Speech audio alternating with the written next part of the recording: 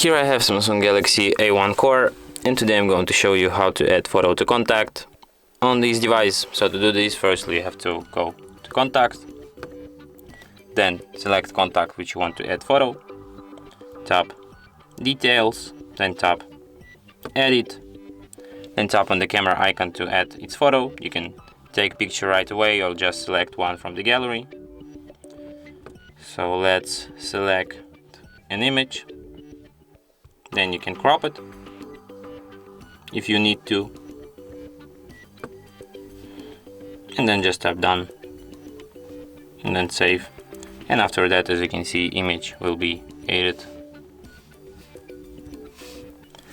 And that's it. Thanks for watching.